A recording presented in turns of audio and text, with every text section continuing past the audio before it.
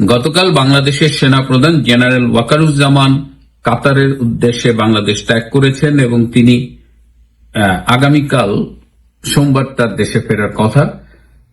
সেনাবাহিনীর তরফে জানানো হয়েছে যে কাতারের বিভিন্ন সামরিক এবং বেসামরিক কর্মকর্তাদের সাথে সাক্ষাৎ করাই তার এবারের সফরের উদ্দেশ্য। কিন্তু আমার সূত্র আমাকে জানিয়েছে যে আজকে কাতারে ভারতের নিরাপত্তা উপদেষ্টা, জাতীয় নিরাপত্তা উপদেষ্টা অজিত দোভালের সাথে বাংলাদেশের সেনাপ্রধান জেনারেল ওয়াকারের একটি গোপন বৈঠক অনুষ্ঠিত হয়েছে। আমার সূত্র আমাকে নিশ্চিত করতে পারেনি যে তাদের বৈঠকের মধ্যে কি আলোচনা হয়েছে, তবে ধারণা করা যায় যে বাংলাদেশ নিয়েই তাদের মধ্যে আলোচনা হয়েছে। এবং আপনারা খেয়াল করে দেখেছেন যে বেশ কয়েকদিন হলো জেনারেল ওয়াকার কিছুটা নীরব। তাকে বিভিন্ন জায়গায় আমরা সরব উপস্থিতি অতীতে দেখলেও কয়েকদিন তাকে দেখা যাচ্ছে না।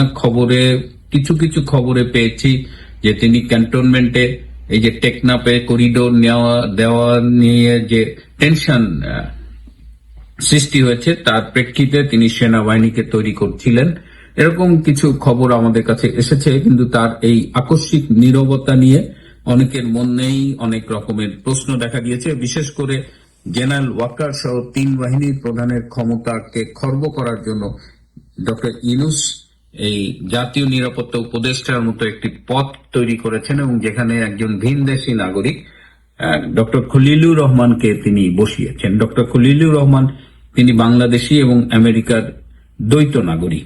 তো একজন আমেরিকার প্রতি বা একটি বিদেশি রাষ্ট্রের প্রতি অনুগত একজন নাগরিককে বাংলাদেশের নিরাপত্তা, জাতীয় নিরাপত্তার মতো এরকম স্পর্শকাতর একটি বিষয়ের উপদেষ্টা কি করে বানানো হয়, এটি নিয়ে আমরা আগেও প্রশ্ন তুলেছি, আবারও তুলছি।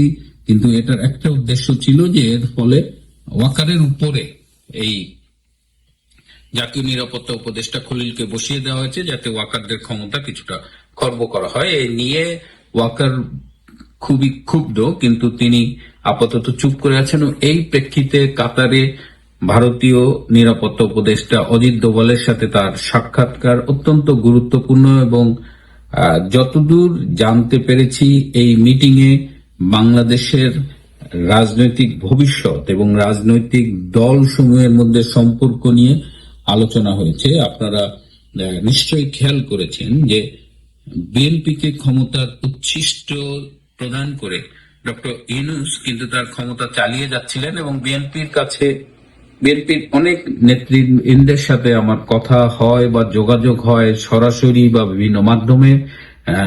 তারা উপলব্ধি করতে শুরু করেছেন যে বিএনপিকে ক্ষমতার উচ্ছিষ্ট দিয়ে আসলে ইউনূস তার ক্ষমতাকে দীর্ঘায়িত করতে চান। এবং ফেসবুকে একটু আজকাল যদি খেয়াল করে থাকেন, বিশেষ করে সামাজিক যোগাযোগ মাধ্যমে এক ধরনের ক্যাম্পেইন চলছে যে ডক্টর ইউনূসকে বা এই সরকারকে আরো 5 বছর, আরো 4 বছর কারা দেখতে চান। যারা এই ধরনের মতামত আপনার কাছে স্প্রেড করছে তারা আসলে কারা সেটি একটু খোঁজ নিয়ে দেখবেন, কারণ আমাদের তো কারো এভাবে ম্যান্ডেট নাই। হ্যাঁ, এই ম্যান্ডেটটা আসলে জাতীয় সংসদের মাধ্যমে প্রদান করা হয়ে থাকে, জাতীয় সংসদ নির্বাচনের মাধ্যমে প্রদান করা হয়ে থাকে।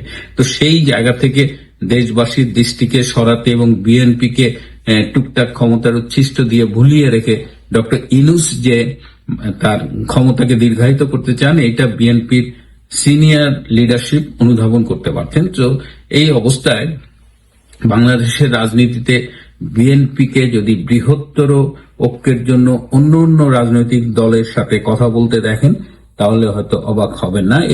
এর পাশাপাশি একটা ছোট্ট খবর দিয়ে রাখি। আপনারা জানেন যে গত জানুয়ারি মাসে বেগম খালেদা জিয়া চিকিৎসার জন্য ইংল্যান্ড গিয়েছিলেন এবং সেখানে তিনি চিকিৎসা শেষে তার পরিবারের সাথে বেশ কিছু সময় কাটিয়েছেন এবং তিনি গিয়েছিলেন কাতার সরকার প্রদত্ত বিশেষ এয়ার অ্যাম্বুলেন্সে, কারণ তার শারীরিক অবস্থা তখন বেশ নাজুক ছিল।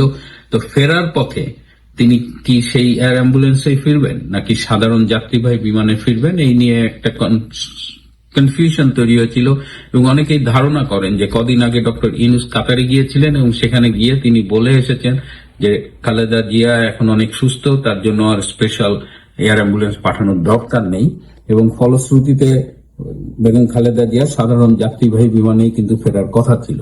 কিন্তু এতে বিএনপি বেশ মনক্ষুণ্ণ হয় এবং তারা মনে করে যে খালেদা জিয়া এখনো এতটা সুস্থ হননি যে একেবারে যাত্রীবাহী বিমানে এই দীর্ঘ বিমান যাত্রার দখল তিনি সহ্য করতে পারবেন। বরং কাতার সরকারের পক্ষ থেকে যে সৌজন্যতা দেখানো হয়েছিল এয়ার অ্যাম্বুলেন্সের মাধ্যমে, এবং তার মাধ্যমে তার ফিরে আসার কথা ছিল, কিন্তু ডক্টর ইউনূসের ঘিরিঙ্গিতে এখানেও একটা প্যাচ লেগেছিল। পরে জেনারেল ওয়াকার কাতারে গিয়ে ইমিডিয়েটলি রিকোয়েস্ট করেছেন এবং কাতারের সরকার সেই এয়ার অ্যাম্বুলেন্সটি দিয়েছেন, যে যাতে করে বেগম খালেদা জিয়া বাংলাদেশে ফিরবেন। সম্ভবত পরশুদিন মঙ্গলবার তিনি বাংলাদেশে ফিরবেন, তার সাথে থাকবে তার 2 জন পুত্রবধূ। সুতরাং পর্দার আড়ালে এই মুহূর্তে অনেক কিছু ঘটছে। আপনারা এই মুহূর্তে হতাশ হওয়ার কিছু নেই। ডক্টর ইউনূস অনেক রকমের ডার্টি গেম খেলছে, কারণ তার একটাই লক্ষ্য ক্ষমতা। দেশ বা অন্য কোনো কিছু নিয়ে তার তেমন মায়া মমতা নেই। দেশ গোল্লায় যাক, তার ক্ষমতা চাই, তার বিদেশি প্রভুদের পদলেহন করা চাই।